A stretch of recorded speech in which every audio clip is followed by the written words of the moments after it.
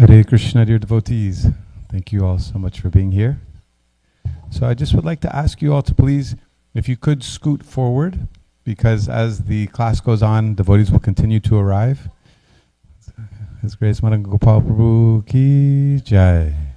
So I'm very grateful. It's my great honor and privilege to introduce His Grace Madana-gopāla Prabhu, who is actually visiting us here in Dallas for the first time. So we're very grateful that Prabhu chose to come here. He has a very busy schedule, serves in many different capacities, and is an initiating spiritual master. And we're grateful that he chose to come here and spend some time with us here in Dallas. And we pray that this is the first of many visits. So just a little bit about Madana-gopāla Prabhu. So today his class will be focused on Srila Prabhupada. The theme of the class is One Bold Step, the Remarkable Mercy of Srila Prabhupada. And Madana-gopāla Prabhu's Krishna conscious journey began in 1991 at ISKCON, Nairobi. In 1999, he received initiation from His Holiness Satsvarup Das Goswami. For any of you that have maybe read the Prabhupada Lilamrita, those were all written by His Holiness Satsvarup Maharaj. And also our temple here in Dallas has a connection to Satsvarup Maharaj. He was here before His Holiness Tamal Krishna Maharaj serving. This would have been in the 70s and early 80s. Actually in the 70s. And these small deities, the Chota Radha Kalachandji on the left side of, on our left side, on Kalachandji's right side, actually Satsvarup Maharaj took those with him to Gitanagri when he left Dallas. And so they were in Gitanagri for many years, and they came back to Dallas. So thank you very much, Prabhu, for being here. And a little bit about Prabhu. He's since he received initiation, he has served in many leadership, educational, and outreach roles. He currently serves as ISKCON's GBC Zonal Supervisor for 5 U.S. temples. He's the co-director of ISKCON Communications for North America and Assistant Minister for Fund Development. Professionally, he works in the IT field and is especially known for guiding devotee families on how to practically apply spiritual wisdom amidst today's busy lifestyle. And he's also an initiating guru. So we're very grateful, Prabhu, for your association, and we just ask everyone to please give Madana-gopāla Prabhu your undivided attention, and let's give him a big, warm welcome. Hari Bo, Hari Bo, Hari Bo. And then last would be to just please check your phones if you haven't had a chance yet. Let's check our phones and make sure they're turned off or on silent. And let's do our best to really create a very intentional space where we can all hear together. Thank you so much. Hare Krishna. Hare Krishna. Thank you very much, Nrsimha Prabhu, for your generous introduction. And thank you all, dear devotees, for joining today. It's a very special weekend. We'll talk a little bit more about that. But right now we'll sing this bhajan. Okay? Jaya Radha Madhava Kunja Bihari Jaya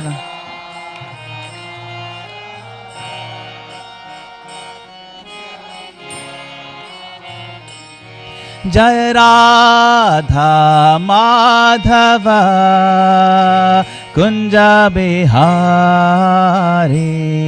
Jaya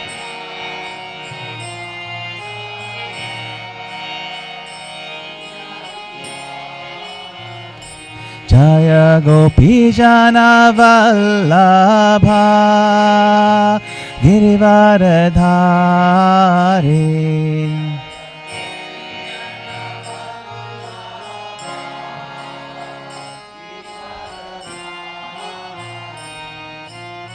Yashodanandana Braja Jana Ranjana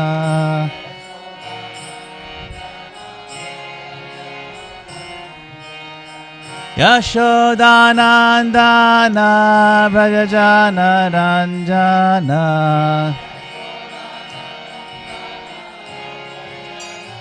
Jamuna Tira Vanachari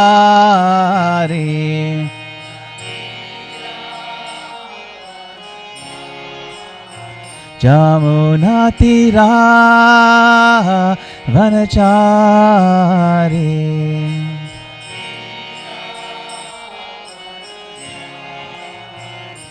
Jaya Radha Madhava Kunja Bihari.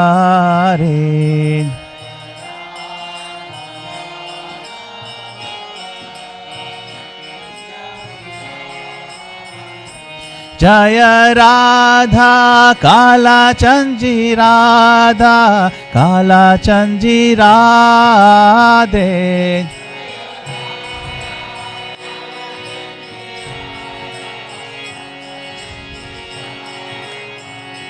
Jaya Prabhupada Jaya Prabhupada Jaya Prabhupada Jaya Prabhupada.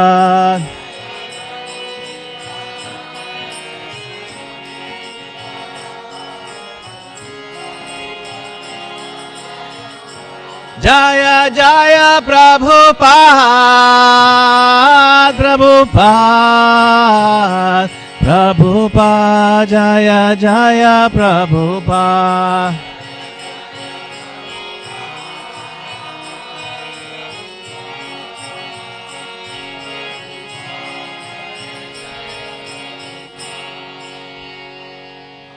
Shri Radha Chalakchandji ki jai, Shri Prabhupada ki jai, Nitai Gaur Premanande.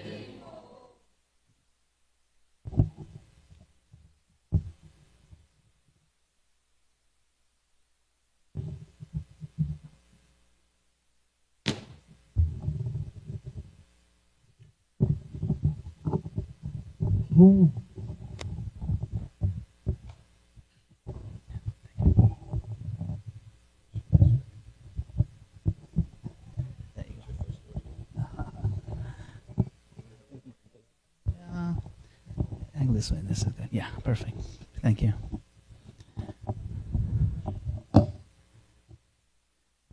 Nama Om Vishnu Padaya Krishna Prasthaya Bhutale Srimate Bhakti Vedanta Swami Niti Namine Namaste Saraswate Deve Gauravani Pracharine Nirvishesha Shunyavadi Paschatya Harine Shri Krishna Chaitanya Prabhu Shri Advaita Gadadhara Shivasadi Gaura Bhakta Vrinda Hare Krishna Krishna Krishna Hare Hare Hare Rama Rama Rama Hare Hare.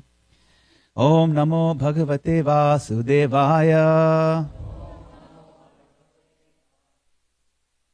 Om Namo Bhagavate Vasudevaya. Om Namo Bhagavate Vasudevaya.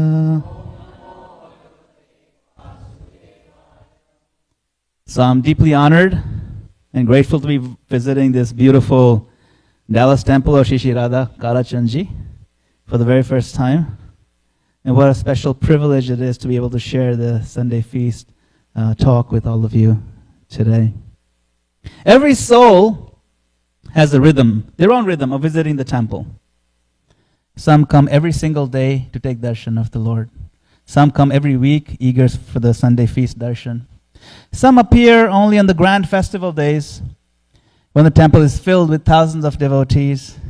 And then there are others who come once in a while, once in a blue moon.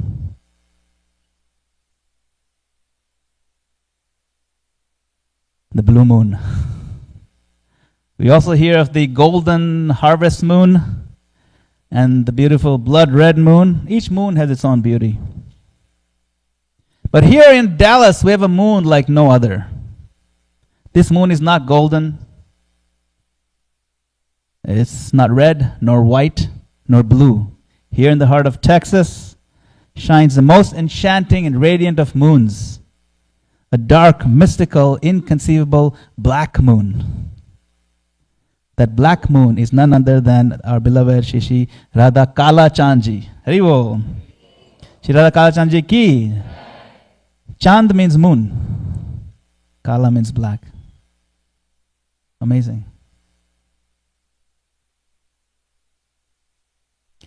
So before we dive into today's special topic, let's take a moment to appreciate what ISKCON is. Anybody here coming for the first or second time? Welcome, welcome. So maybe I'll give a little bit of background what ISKCON is, what it means for the world today. The International Society for Krishna Consciousness, ISKCON, was founded in 1966 by His Divine Grace A.C. Bhaktivedanta Swami Srila Prabhupada. And from the very beginning, ISKCON has been rooted in a simple but profound idea that every one of us is an eternal soul. And the true happiness comes not from possessions or positions or pleasures, but from reviving our loving relationship with Krishna, the Supreme Person, God. We want to revive something that's weakened over time. And look at the impact today.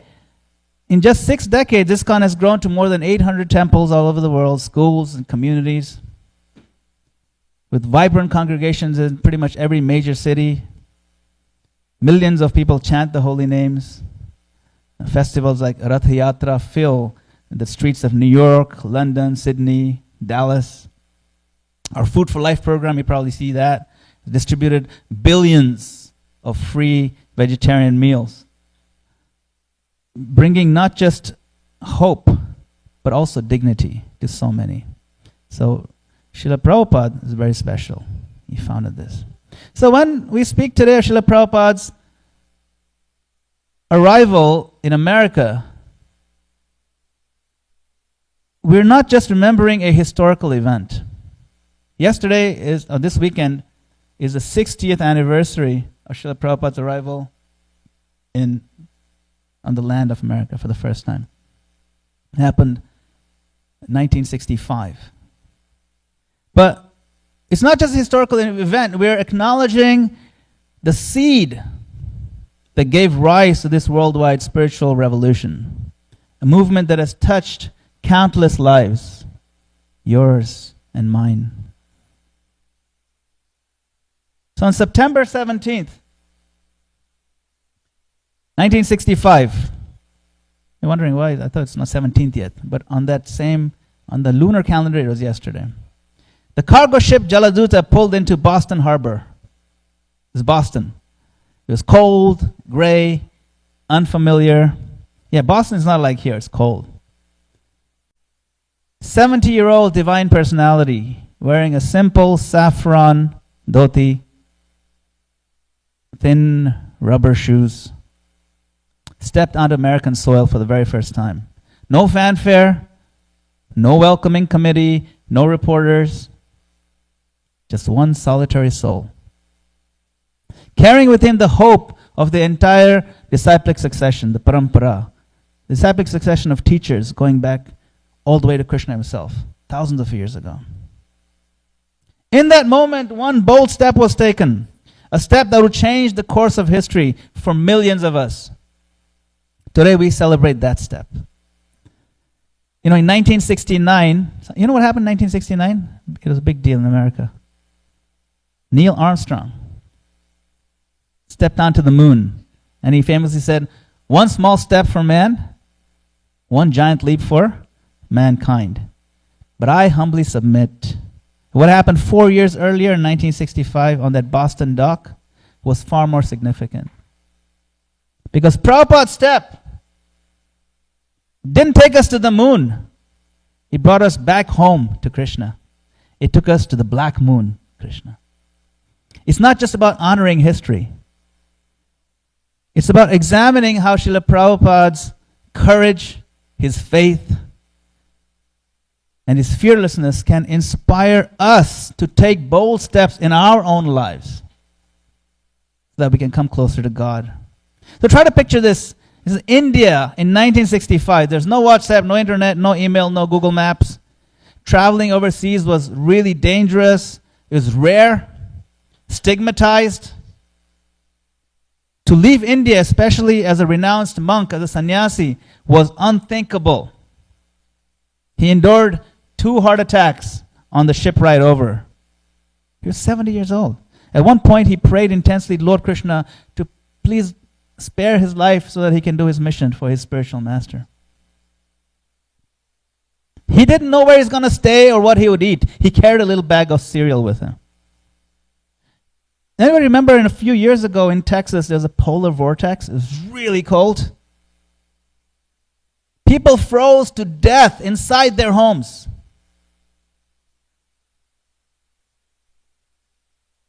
Now imagine Srila Prabhupada in his early struggling days, stepping out in a New York City blizzard. He had come to America in these thin rubber shoes. We don't know what kind of coat he had. No friends, nowhere to go. That's how determined he was to deliver Krishna consciousness. These were Srila Prabhupada's preparations. He had no money, just 40 rupees. 40 rupees back then was worth about $8. Today, 40 rupees is not even worth 50 cents. It was completely useless, by the way. No one's going to take this currency. He had a small metal cooking pot, this little copper cooking pot, 3 tiers. So he could cook 3 different items in it with one stove. He had a bag of cereal in case he couldn't find like vegetarian food to eat. He didn't know. He had a few sets of clothes, and most importantly, he had his Srimad Bhagavatam volumes. Srimad Bhagavatam he had translated into English, the first 3 volumes, and some copies of his small book, Easy Journey to Other Planets, and a pair of kartalas. Kartalas, little symbols that you see here. That's it. No warm coat, no hotel bookings, no temple waiting to receive him. Srila Prabhupada's birth name was Abhaya Charanaravinda, meaning one who takes shelter at the fearless lotus feet of the Lord. And therefore he also becomes fearless, Abhay Charan. His entire life was an illustration of this name. We are often controlled by fear. We fear losing our status. We fear losing our comfort, our standard of living. We fear losing our relationships. Fear of failure. We even afraid of success. Fear of success. Because success demands change and we don't want that. But Srila Prabhupada, he teaches us a deeper principle. Fear is the enemy. The only thing we should fear is forgetting Krishna. In FDR, Franklin Roosevelt, he did say, right, the only thing we have to fear is fear itself. But Prabhupada went further. He showed us that when we take shelter of Krishna, there is nothing in this world left to fear, even fear itself. When he stepped onto Boston Harbor, right, that's the picture, he didn't know what awaited him, but he knew who stood behind him. See, that's why he was fearless. While aboard the ship, he composed a prayer to Krishna called Markine Bhagavad Dharma. In this prayer poem, we see that he laid his heart completely bare, his doubts, his dependence, his surrender. In the pivotal book, Nectar of Instruction, by our great Acharya Srila Rupa Goswami, we find this important verse. Utsaha nishchaya dhairyat tat tat karma pravartanat sangatyaga sato vritte shadbir bhaktir prasidhyati. That there are 6 principles that are favorable to devotional service. Utsaha, being enthusiastic. Nishchaya, being endeavoring with confidence. Dhairya, being patient. Tatta karma pravartanat means acting according to regulatory principles. Sangatyagat means abandoning association of non-devotees or non-progressive people. And satovritte, following the steps of previous acharya. You do these 6 things and you'll be successful in your devotional life.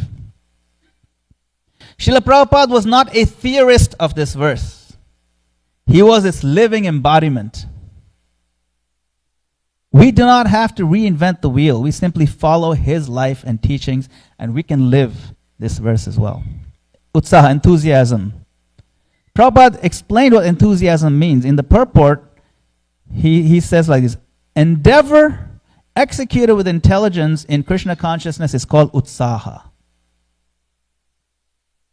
Not blind activity. You know, some people think enthusiasm means like, blind excitement. maybe dangerous excitement. No. He defines utsaha as, intelligence execution. Not blind activity, not just external energy, but strategic, intelligent, Krishna-centered effort. It includes learning how to best serve where one's energy is best applied. You have to know your limitations, your energies, your talents, use them in Krishna's service. Steadily adjusting with purpose, not just emotion, you see. So it's a mindful, mission-driven direction of energy. This is utsaha. Now on Boston Harbor, he wrote, he was physically ill, by the way, at that time, but internally he had utsaha.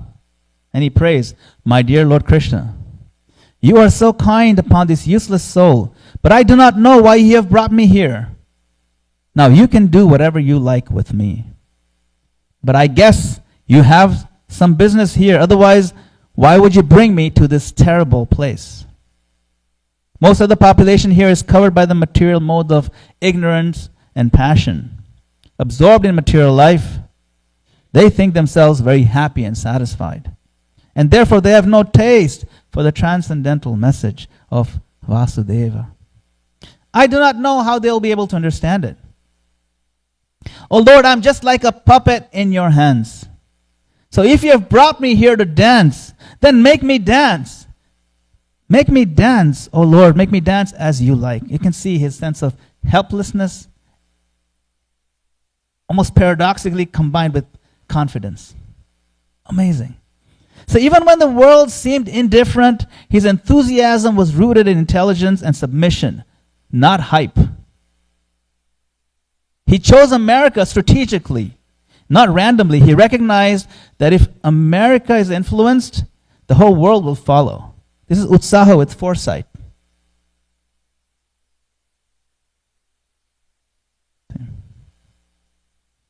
Then nishchaya, determination.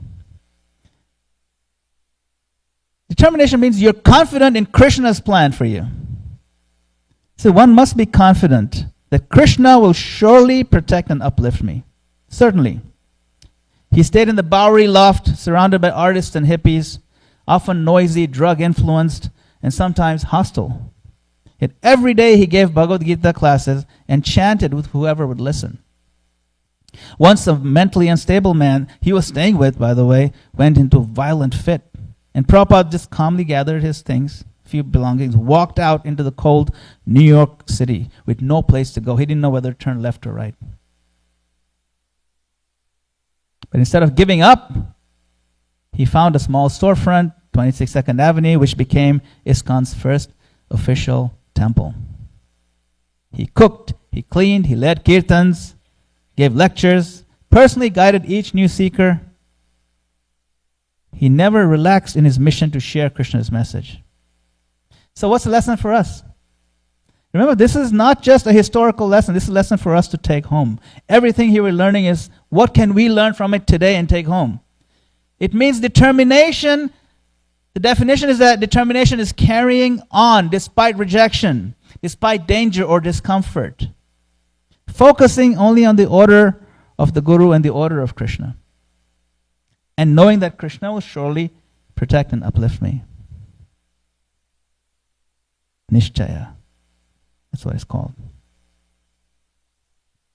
Srila Prabhupada approached the executive director, the owner of the India Steamship Company. Her name is Sumati Morarji. That's Sumati Morarji. This is in Mumbai, like 1964, 65. And she told him, "Swamiji, don't go. Don't go. America is very cold, and you are too old." And he said, "I may be very old. America may be very cold. But I am bold. I must go." She thought she was being poetic. He extended the poetry. This is called determination, nishchaya. An abiding sense of confidence in Krishna's plan. He says, later on, he recalls, "I was never alone." People will be mocking his chanting in New York. He said, "I'm not alone. My spiritual master and Krishna are always with me. He always gave credit to Krishna and Lord Chaitanya. Confidence didn't come from ego, but from knowing that the cause of the mission and success was divine. That was the root of confidence, not from sense of ego that I'm so great. Now, devotion is like farming. You plant the seed, and seeds take time. But the harvest is guaranteed if you properly cultivate it. So cultivation requires patience, dhairya. Prabhupada struggled hard for decades in India before coming to America. For years, Prabhupada wrote this magazine, Back to Godhead. He was preaching, he tried really hard, he got very little support. His god brothers didn't assist him. Prabhupada said, even if there's some failure, one should be determined to continue and make progress with patience. He was told by his spiritual master, spread the message in English to the English-speaking people. So he kept trying with whatever way that came to his mind.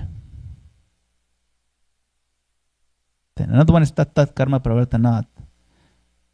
The devotional service is not a matter of sentimental speculation. It must be conducted under regulative principles. You can't just make up stuff.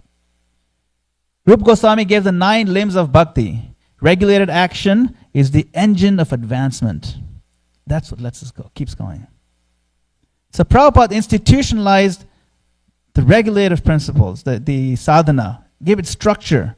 The process is systematic. You have a morning program, you have deity worship, you have japa, you have discipline, you have studies. You channel your enthusiasm into the structure to avoid chaos. Chanting 16 rounds became non-negotiable. 4 regulative principles became non-negotiable.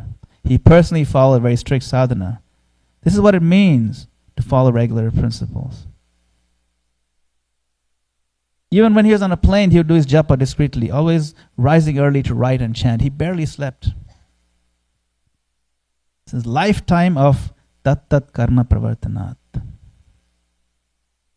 Sangatyaga, to avoid association of those who bring you down.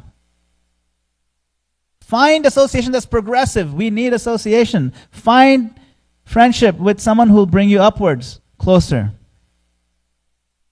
So Prabhupada created a society where it's easy to find progressive association. He created devotee association ecosystems, temples, farms, farming communities, festivals, other kinds of programs. So devotees had Krishna-centered Sangha. Sangha meaning association. Please step forward. Please come forward. Yes. There's more devotees coming in from the back. So if you can, yeah. There's a lot of space. There's some space in front of you. Try to fill it up a bit. Thank you.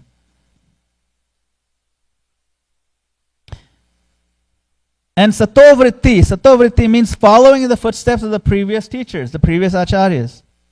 Accepting guidance, not concocting one's own path. The path has already been laid out for us. Here we see Srila Prabhupada offering respects to the Lord and the Guru Parampara. We can see the pictures of Parampara on all altars as well, the disciplic succession. His life and mission came from his spiritual master's order. Preach in English. Even when nobody supported him, he remained loyal to that instruction. He kept saying, I have simply repeated what my spiritual master said. This is not just humility, it's perfect fidelity to the parampara. In other words, don't make stuff up. We don't need to. Understand the philosophy, imbibe it in your life, and share it with others without changing the principle.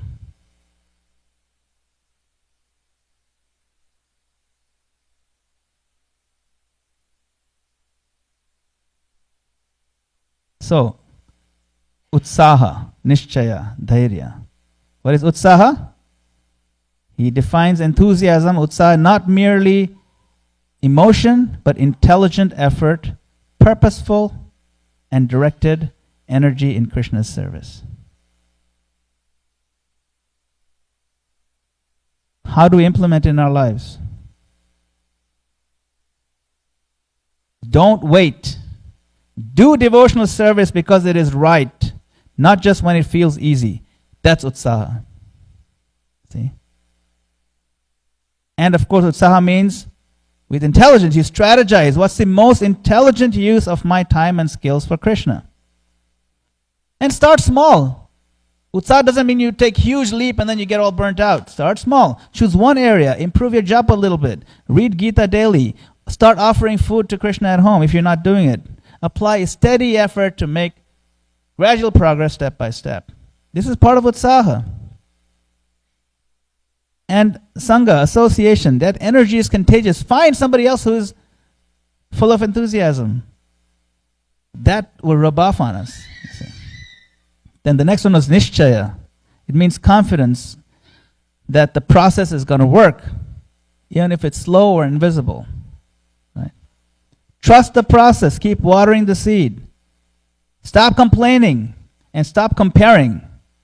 Focus on your connection with Krishna, not other speed. Oh, he's going so fast, there's no hope for me. No, focus on your speed.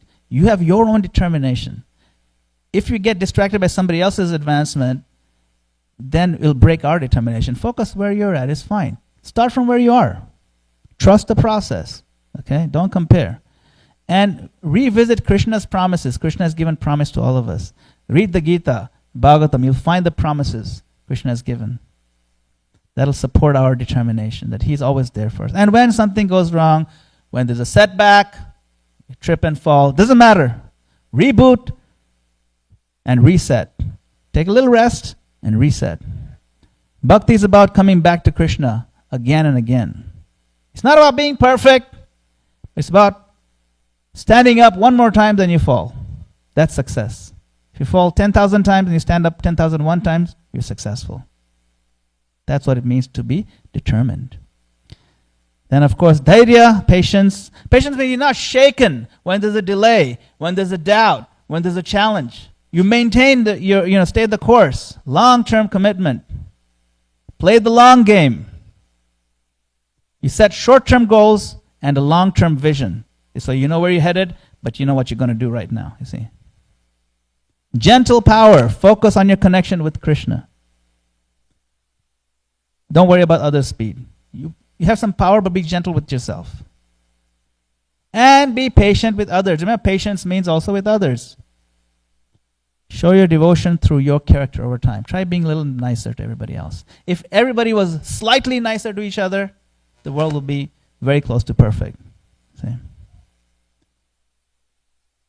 And normalize your dry phase. Sometimes you won't feel it. It's okay. Keep chanting, stick with the process. That's what it means to be patient. Okay?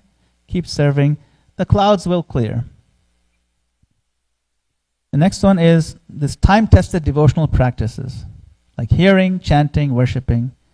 Do it in a sincere way. We have a morning anchor. Every morning do something. Say do a 30-minute program every morning. Or 20-minute. Whatever works for you. Reading. These things set the tone for the day. Protect your sadhana. Don't let the work and phone or social media hijack your practice time. Set aside your 20 minutes or your 1 hour or your 2 hours, whatever it is. Focus on it. Protect it. And whatever you do, offer everything to Krishna. Cooking, offer it to Krishna. Commuting, listen to something good. What happened here?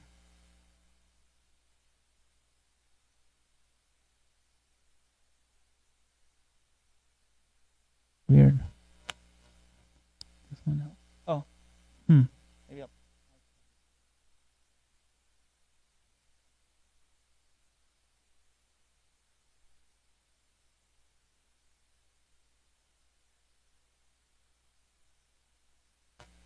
Give it a second.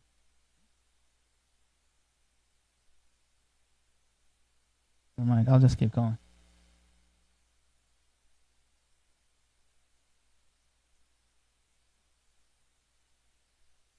Yeah, I think it's kicking in now. Just be a second. Not taking it.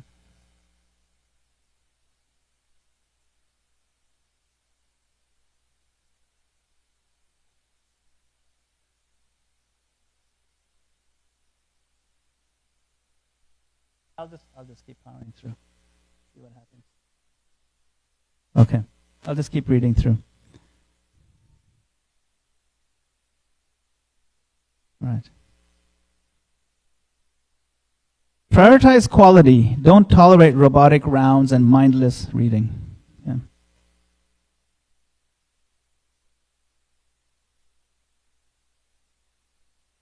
Yes. Okay. There it is. Okay. Cool.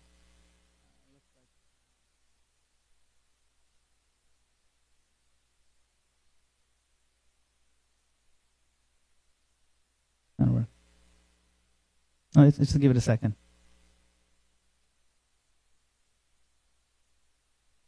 Oh boy. I think it's just a matter of. Yeah. The wire is loose here.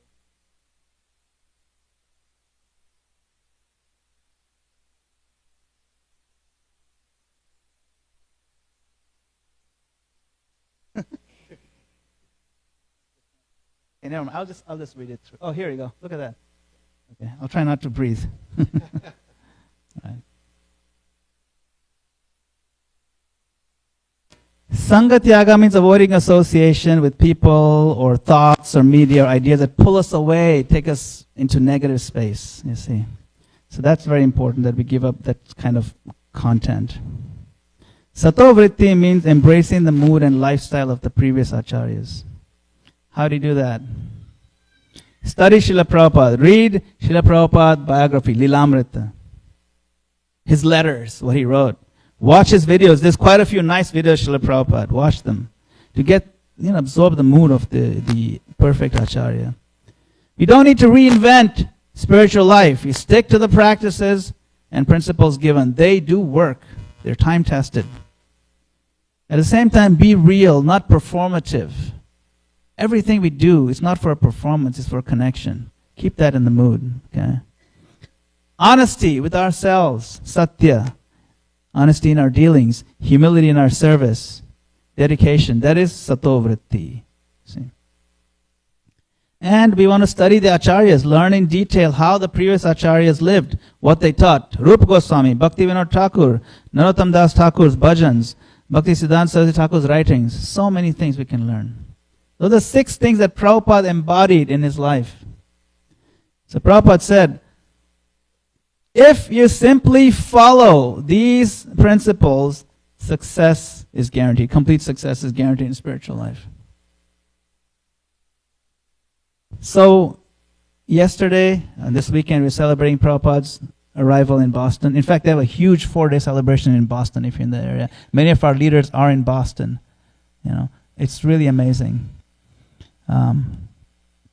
So we can reflect on how Srila Prabhupada's every action, every word, everything he wrote, even his non-verbal actions, body language, teaches us something. Look closely at his photographs. Just today we were observing some photographs, and you look closely how much love he has in his eyes, and he is always glistening with tears of ecstasy. So sweet. We have so much to learn from him. We're so fortunate. Imagine standing as a tiny ant, pressed right up against the very first brick of the Empire State Building. From that nearness, all you can see is the rough texture of that single brick. And you're the ant. You lift your eyes a little higher, maybe you can glimpse the mortar line above the brick, and in your small ant-like mind you think, I've seen the whole building. But the truth is, you haven't even begun to fathom what towers above that brick. That is our position with Srila Prabhupada. It has only been 60 years since he stepped off the Jaladuta into the Boston Harbor.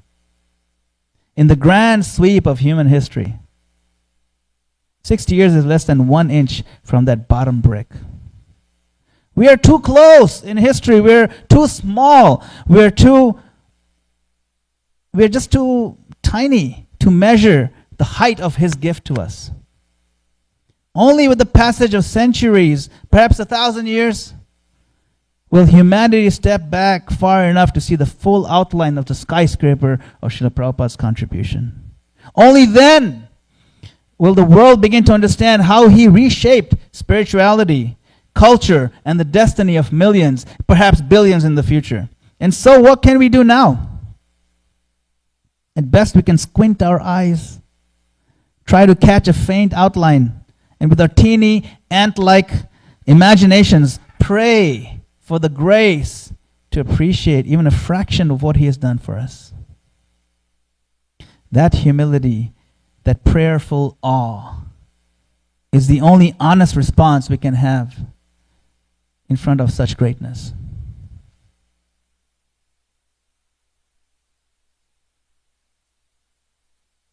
What does Srila Prabhupada's journey mean for us here in Dallas in 2025? It's not just history, it's a call to action. We can think of 4 takeaways, okay? Faith over fear, Abhay Charan. Fear shrinks us. Faith expands us. Prabhupada acted despite so many reasons to fear. And Krishna carried him on the palm of his hand. Be comfortable with discomfort. You see how Prabhupada took on all kinds of discomfort. Spiritual growth, actually any growth for that matter, requires us to step away and leave our comfort zone. There's a comfort zone where we like to be comfortable. And then there's a growth zone, which is a little beyond the comfort, not comfortable, but you're growing. And then there's a point that's called the breaking point, which breaks you. Don't cross that point. Stay in the growth zone, beyond your comfort zone. See? And as you grow, what used to be the growth zone becomes your comfort zone. Now even that space is comfortable for you. And now growth zone, you're no longer breaking point here, you're breaking point here. So you get strong. It's like muscles. Depend on Krishna and Guru. Srila Prabhupada never saw himself alone. He never saw himself independent of Krishna's plan. He was an instrument. We can try to be that way. Krishna tells us. He tells Arjuna, be an instrument. Prabhupada took that bold step. Take your own bold step. Do something different, bold. You don't have to show it to anybody. It can be in your heart. It might be something like preaching to one friend, leading one home program if you've never done it before, distributing one book if you've never done it before, improve your japa by quantum leap. You can do it. There's ways. The parampara, our disciplic succession, celebrates movement, not hesitation. Think for a moment, what is the bold step that Krishna wants me to take? Let's think. There's so many ways. It could be deepening your sadhana, for others, helping open a new center, something big like that, mentoring someone, or learning deeper, or sharing Krishna consciousness with a family member. Let us pray. Dear Srila Prabhupada, we are sitting here today because you were fearless. You stepped into the unknown so we could step into Krishna's shelter. Please give us even a drop of your courage, a drop of your determination, so we too can serve your mission boldly. And we can pray to Srila Prabhupada. This is a good weekend to pray. This is the weekend he took the bold step. Thank you all very much for your kind attention and your valuable time. Srila Prabhupada ki jai. Hare Krishna. So if there are any comments or questions or appreciation for Srila Prabhupada, anything else you want to say? I think we have a few minutes. We have 20 minutes. 20 minutes. Yeah, it's a good, very generous amount of time. I think it's good to exchange some of your heartfelt feelings for Srila Prabhupada today. Please, we have another roaming microphone here, so if you want to share something, please raise your hand. Don't be shy. I have light in my eyes, so I can't see who's here.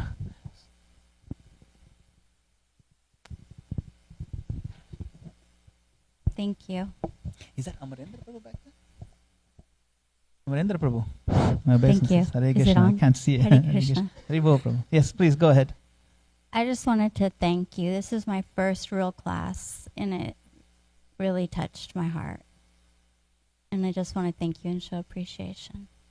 Thank you so much. What is your name? Renee.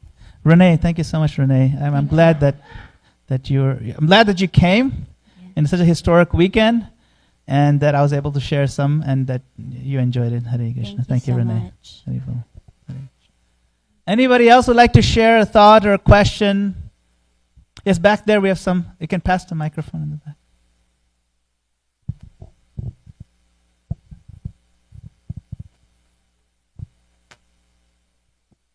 Okay, sure. Hare Krishna Prabhuji, thank you very much for nice lecture. Hare Krishna. You said in the lecture that we should determine, maybe set our goal in our heart, we should not tell to others. But many times we try to do that and again fell down. So didn't understand that how we can get rid of that tendency. And sometimes like think that, oh, I have set the 10 goals, 20 goals, and then again fall down. So let's leave it. Let's flow with the whatever like flow. So Yes. can you please tell us like how we can get rid of that mentality that we do not leave? Yes. Yes. Wonderful question. Well, one is that there's this idea, you set yourself a goal for yourself, internal goal. And it may be advisable to share with somebody, it may not be advisable, depending on the goal itself. You know, sometimes you feel that if I tell somebody and I don't meet the goal, I feel even more bad because he'll taunt me now. You're going to do this thing. What happened to that? You know. So then, but if you tell it to a confidant who will be helping you, supporting you, then it's good. You can share. Then that person will help you reach the goal. So you have to find the right person. You see, Rupa Goswami actually advises us to find right people. Yes, there are many, many devotees, but there are only a few who resonate with you. There's so many birds, but some birds have different feathers. So birds of a feather flock together. So find your tribe. Find somebody you can open up to. That's one suggestion. The other suggestion is that, yes, you make an attempt. Like you said, you have 10, 20 goals. Maybe you're better off having 2 or 3 goals. That's what they advise. You know, Stephen Covey, heard of Stephen Covey in organizational development? They said if anybody has more than 4, 5, 6 goals, then the chances of accomplishing any goal is 0. But if you have 1 to 3 goals, the chance go up to 90% or 100%, So have a few goals that are reasonable, meaningful. They have to be meaningful and reasonable. So number of goals can be less. Make sure that they're challenging enough. I use the analogy always of bodybuilding or weight training. You want to be enough that it'll start building muscle. Not so light that doesn't do anything. But not so heavy that you have to then in the hospital also. And you're stuck for 6 months. So you have to know that. So it takes a little bit of introspection. And also retrospection. You know what's retrospection? I mean, look back at where you went wrong in the past. Retrospective. That's what experience is about, right? So we build experience, but we can also get experience from others. There's this big ship, and it had some major issues in the engine. And they couldn't start the engine for whatever they tried so many things, they couldn't start it. And then they found this one engineer, he knows, he's fixes ships like this. So then they called him, and he just came, he looked around a little bit for about 10 minutes, he looked around, then he took out one hammer, and just tapped one part of the ship, tang, like this. And the whole thing started. And then he said, okay, then they asked him how much you're going to charge, $5,000. What? $5,000 for like 10 minutes of work? No, it's not 10 minutes of work. I've been studying this for 35 years. I know exactly where to hit. It's not the 10 minutes of the hitting. It's 35 years of experience to know where to hit. So that's how experience, that's what money is worth. In other words, we can build on our experience. We know what worked for us, what didn't work for us. But we can also consult with others on what is called best practices, what works generally. So if you're truly progressive, you find a circle of devotees who are progressive. Progressive devotees are rare. Those who are not interested in talking about other people are rare. You can be one of them. You can decide from now on, no more gossip. It's a waste of time, energy. That much time should have been spent in discussing how I could have improved my japa today. How could I improve my ability to absorb Prabhupada words? How I could improve in making a better rasgulla. Yes, So there's so many things that can be discussed on this, but fewer goals. Don't be disheartened. Like I said, Success is standing up one more time than you fall. So don't be disheartened. We've fallen many times in billions of lifetimes. It's okay. What else are you going to do? We don't have a choice. We just have to keep moving forward. There's no point of leaving this process. We're so close to success. You know how long it takes to get to this point here?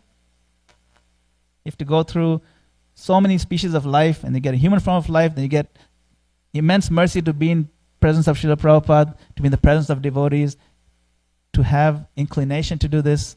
It's like somebody has given you $1 billion lottery ticket. You didn't even buy it, somebody gave it to you. And you have it like, okay, cool. And you don't go and cash it. It's a real shame, because you're just too lazy to cash it. You're like this close. Just go to the office, you have $1 billion. That's our situation in the human form of life today. We all have $1 billion tickets. We're not cashing it because we're not walking a few steps and doing this little bit of chanting, a little bit of, it's a big shame. So don't worry about failure. As I said, don't worry about, the real fear should be, you shouldn't be fearful of your success. The problem is we're afraid to succeed. We're not afraid to fail. We're afraid to succeed, because success means that all the things which I thought are cool are not going to be cool anymore. They're not going to be nice anymore, because you know what? They aren't really nice. You know, the things that I thought, you know, if I take some tobacco, it'll feel so nice. Oh, now I have to give up tobacco. Well, that's nice, you know, but we are afraid of succeeding. So we can give up our fears, inspired by Abhay Charanaravinda Bhaktivedanta Swami Srila Prabhupada. Hare Krishna. Yes, I think someone on this side had.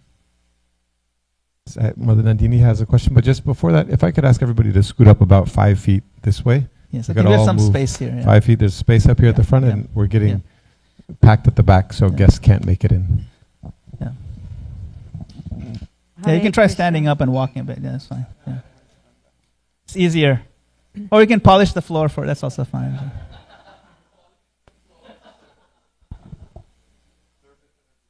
Yes, yes. We're doing service from top to bottom. Hare Krishna. Hare Krishna, Prabhu. Yes, Hare Krishna. Sorry, I didn't catch your name. Nandini Devidas. Oh, Hare Nandini, Krishna. yeah. So nice, Hare Krishna. So, I just, Prabhupada came here to this temple. He installed Sri Sri Radhakala Chanji, and he formed the Gurukula here in our community.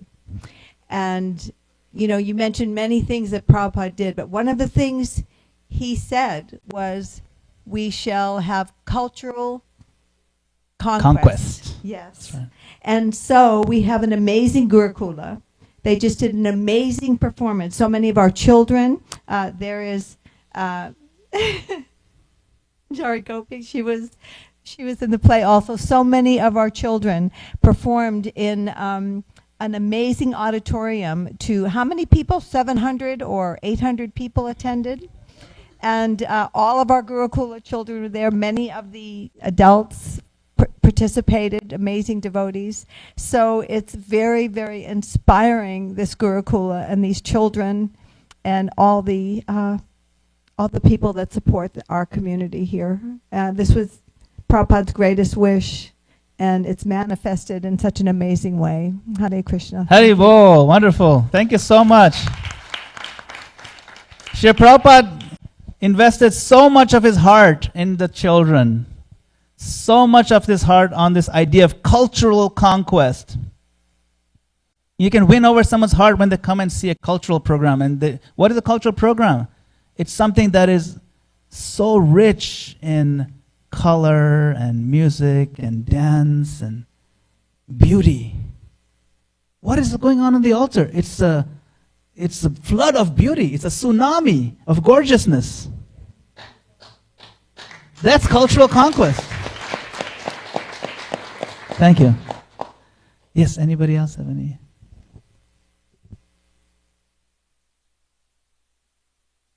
Come on, back there. Yes, back over here.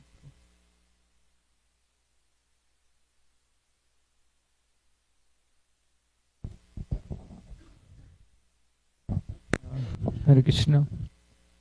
Prabhuji, you mentioned one point that bhakti is about making connection but not performance. So can you just elaborate on that? Yeah.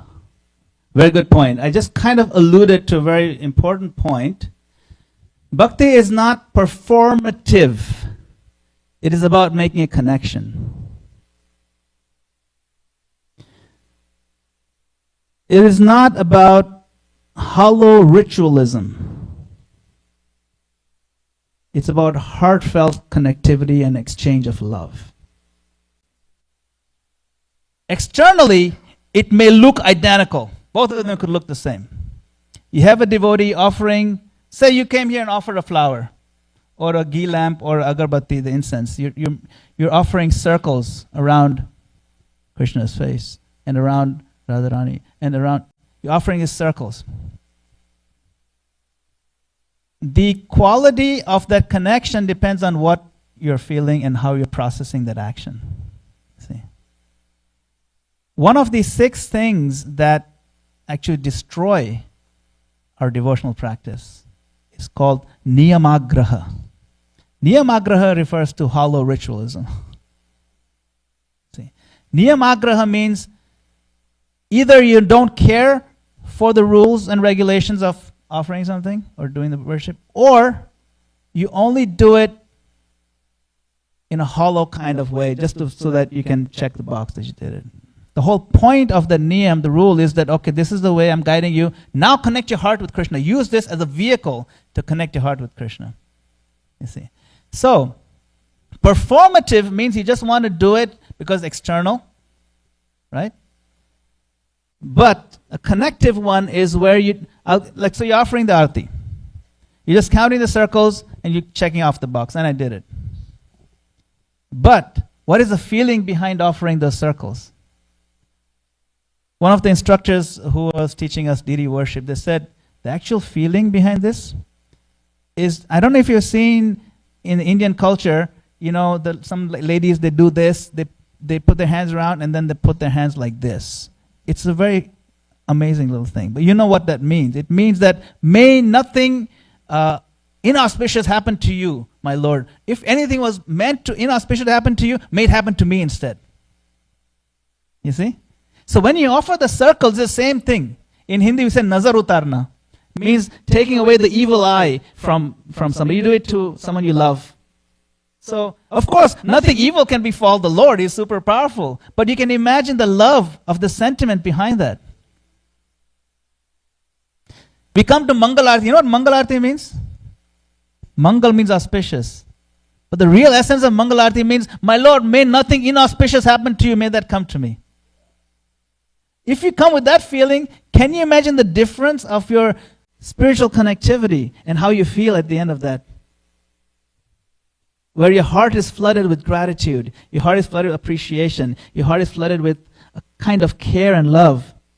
And Krishna will flood, Radharani will flood your heart. There's a difference between performative and connective. Hollow ritualism. In the Krishna book, there's a story that the Brahmanas, they're offering this yajna, right? And then Krishna sends the boys, hey, we're hungry. Can you give us something to eat? They didn't even talk to the boys. But they're offering this yajna supposedly to please the Supreme Lord. That's hollow ritualism. And when the Lord actually comes for it, they ignore. But then the boys went to who? The wives of the Brahmanas. Now the wives knew what's going on. You see, the Brahmanas were too stuck with their scriptures or with their rituals, the injunctions. That's called niyamagraha. They knew the niyam very well. The wives knew the essence. The Lord is here personally. What greater, benefit? Isn't it? Bali Maharaj and his guru is Shukracharya. When Lord came himself in front of Bali Maharaj, Shukracharya said, look, you got to use strategy here. According to this scripture and this strategy, you got to know your enemy. This is your enemy. He's Vishnu. Wait, did you say Vishnu? Yeah, Vishnu. He's not my enemy. Please set aside Guru Maharaj. Vishnu is here. If the guru is telling him, don't worship Vishnu, that's not right. It's not really a proper guru. So he knew the essence. See? So like that, there are many instances. Duryodhan invited Krishna for a meal. You know the story. Nice, opulent meal. Krishna didn't eat there, but he went to Vidura and he ate. Vidura offered what? What did they offer, Vidura and his wife, to Krishna? Banana peels. They peeled the bananas. They said, okay, we're going to peel these bananas. Krishna is coming. They're so excited. And then they threw the bananas away and offered him the peels. Krishna ate it with so much relish. You know what he said? He said, I find this very appealing. Nah, that's really bad job. What is appealing about the peels? The love. Bhakti Amam. Okay. I hope that helps, Prabhu. Yes, thank you, Prabhu. Hare Krishna. Anyone else have any comments? We have a couple more minutes, I think. Like 3 more minutes. Oh, there's one over here, Prabhu, also. Yeah, he's going to get the mic.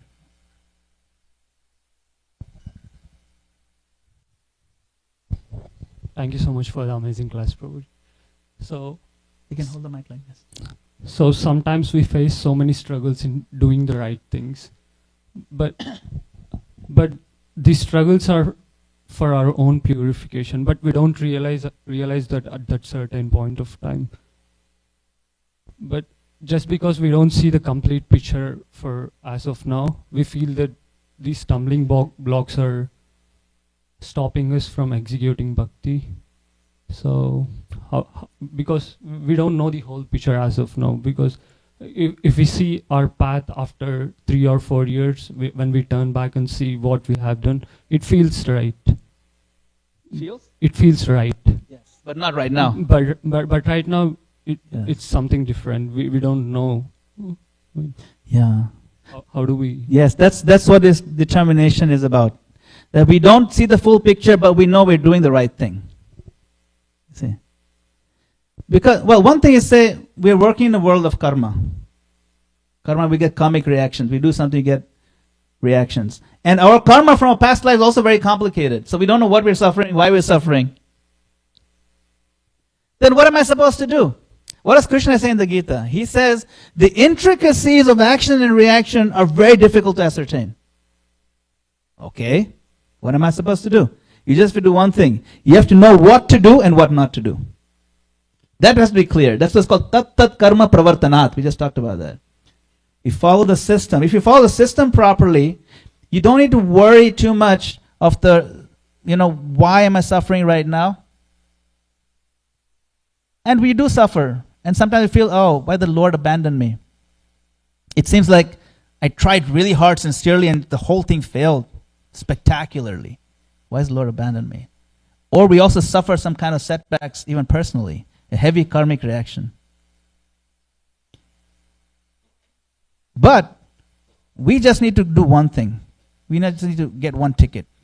The ticket to go back to Godhead. You know what is the ticket? The ticket is described in the 10th canto, Prayer of Lord Brahma. Tattenukambam susamekshamano bhunjan evatmakritam vipakam hridvagvapurbhir vidadhan namaste jivetayo muktipade sadaya bhak. Muktipade, the platform of reaching devotional service, is called Muktipad. I'm not calling it liberation, I'm calling it devotional service. It's Bhaktipad is Muktipad. There's an argument about that. Prabhu knows. To reach that liberation stage or devotional stage is a ticket. It becomes a rightful claim if you do these things. Do what things? Tatte anukampam susamikshamano. To wait for the anukampa of the Lord. Anybody know what is anukampa? Mercy. That's right, anukampa. But how do you wait? While suffering the vipaka means fully cooked, fully ripened reactions of my misdeeds. Whack. While suffering the whacks, I patiently wait for the mercy of the Lord, anukampa. And while I'm waiting, I do 3 things. Hrid vag vapurbir vidadhan namaste. Namaste means offer obeisances. With what? Hrid, with my full heart. Vag, my words. Vapur, my body. With my feelings, my words, and my body. Constantly while getting whacked because of what I did and what I deserved. If you do that, then you get the golden ticket. Right? Now you have to wait for what? Anukampa. Do you know what anukampa means? There are many words for mercy. Kripa, daya, karuna. Anukampa is a whole different level of mercy. Kampa means kampana, trembling.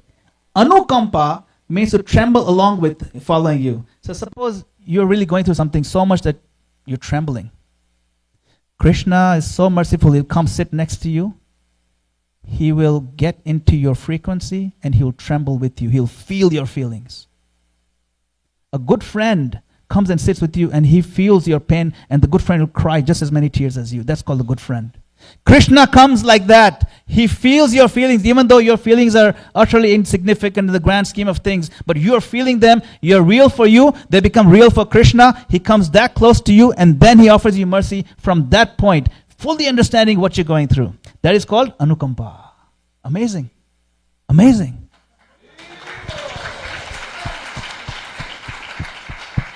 The Lord is so kind. Every word in Srimad Bhagavatam can be taken apart and you can just see the infinite kindness of the Lord. Tatte anukampam susumikshamano bhunjana evad makritam vipakam hrid vag vapurbir vidadhan namaste jiveta yo mukti pade sadaya bhak. You get your golden ticket.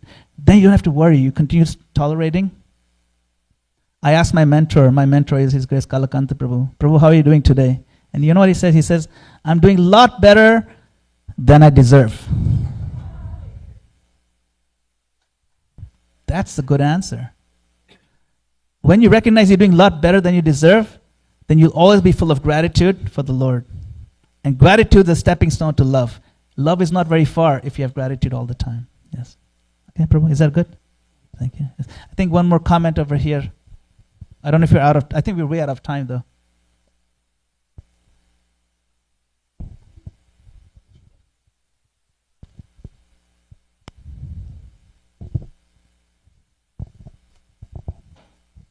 Thank you. The You were putting a lot of stress on the importance of, or the impact that Srila Prabhupada had in America. 30 years later, there was a big influx of Indian people in America, like we have today here, and they opened so many Hindu temples. There's Hindu temples like just in the next city. There's Hindu temples all over America now. There's so many Indian organizations. What makes Prabhupada's movement any different than the Hindu temples that opened? Yes. What makes Prabhupada's temple different? In fact, I think somebody asked Prabhupada the question. Swamiji, why? He was asked in India, by the way, because there's so many temples already in India. Swamiji, why are you opening so many temples? There are already so many temples. Now you're opening a whole bunch of your ISKCON temples. And Prabhupada said, well, there's so many children in the world. Why do you have your own children?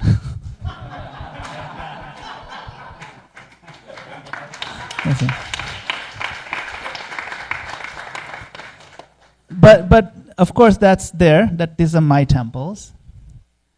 But there's something very unique about Srila Prabhupada's mood, his mission, that is unprecedented.